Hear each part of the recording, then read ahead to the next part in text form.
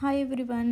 ములక్కాడతో మనం చాలా కర్రీసే తిన్నాం. ములక్కాడ పప్పు, ములక్కాడ కాజు, ములక్కాడ టమాటో, మసాలా ములక్కాడ. కానీ ఇలా మామిడికాయ జీడిపప్పు వేసి ఒకసారి ట్రై చేయండి. మామిడికాయ అంటే ఇష్టం ఉన్న వాళ్ళు యమ్మీగా ఉందని తినేస్తారు. అండ్ కర్రీ కూడా చాలా బాగుంటుందండి, గ్రేవీగా. ఎలా చేసుకోవాలో చూద్దాం, వచ్చేయండి. స్టవ్ ఆన్ చేసి ఒక ప్యాన్ పెట్టుకుని ఒక 3 to 4 టేబుల్ స్పూన్ ఆయిల్ వేసుకోవాలండి. ఆయిల్ కొంచెం హీట్ అయిన తర్వాత చిన్నగా కట్ చేసి పెట్టుకున్న ఒక 4 ఆనియన్స్ వేసుకుని మంచిగా కలుపుకోవాలండి. ఈ కర్రీకి ఆనియన్స్ అనేది మెయిన్ గ్రేవీ అండి. ఆనియన్స్ అనేది ఎంత బాగా ఫ్రై అయితే అంత బాగా కర్రీ చూడడానికైనా కలుపుకున్నప్పుడైనా బాగుంటుంది. సాల్ట్ వేసేసి అలానే చిటికెడు పసుపు వేసి మిక్స్ చేసి మూత పెట్టేయడం వల్ల ఆనియన్స్ అనేది త్వరగా మగ్గిపోతాయండి. అండ్ ఆనియన్స్ ట్రాన్స్పరెంట్ కలర్ వచ్చే వరకు మగ్గబెడితే సరిపోతుంది.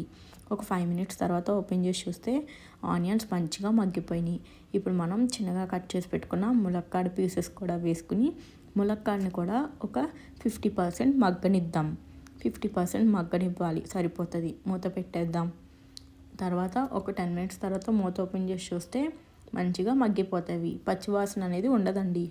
ఇప్పుడు మనం ఒక 1.5 టేబుల్ స్పూన్ కారం వేసుకుందాం. కారం వేసుకుని ఒకసారి మిక్స్ చేసుకుందాం. కారం పచ్చివాసన పోయేదాకా ఫ్రై చేసుకోవాలి. ఈ కర్రీలో అల్లం వెల్లుల్లి పేస్ట్ వేయకూడదండి, వేస్తే బాగోదు. ఇప్పుడు నేను అక్కడ 1 గ్లాస్ వాటర్ వేసి బాగా మిక్స్ చేస్తున్నాను. జీడిపప్పు కోసం ఒక గిన్నెలో ఒక 10 to 15 జీడిపప్పు పెట్టి ఒక 10 minutes బాయిల్ చేస్తున్నానండి. సో దట్ జీడిపప్పు అనేది మెత్తగా కుక్ అవుతుంది. అప్పుడు మనకి పచ్చి జీడిపప్పు ఫ్లేవర్ అనేది వస్తుందండి. ఇలా ఈ టెక్నిక్ తెలియకపోతే ఒకసారి మీరు ప్రతి కర్రీలో యూజ్ చేసి చూడండి, చాలా బాగా వర్కౌట్ అవుతుంది.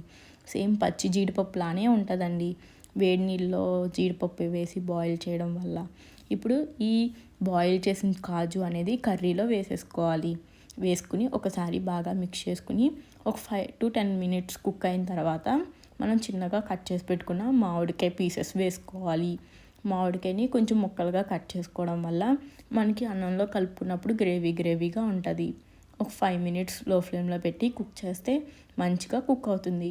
ఇప్పుడు మనకి ములక్కాడ ఉడికిందో లేదో తెలియదు కాబట్టి ఒక పీస్ని బయటికి తీసి ఇలా నొక్కి చూస్తే ఉడికిందో లేదో తెలుస్తుంది.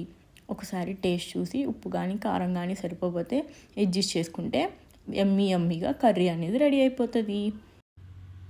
వాటర్ అంతా ఎవాపరేట్ అయిపోయే వరకు కుక్ చేస్తే కర్రీ కన్సిస్టెన్సీ అనేది కరెక్ట్గా వస్తుందండి. సో దట్ ములక్కాడ మామిడికాయ జీడిపప్పు కర్రీ అనేది రెడీ అయిపోయింది. మనకి ఇది బంతెల్లో చూడండి, ఫంక్షన్స్లో ములక్కాడ మామిడికాయ కర్రీ అంటారు కదా, సేమ్ అదే కర్రీ అండి. ఒకసారి మీరు కూడా ట్రై చేయండి.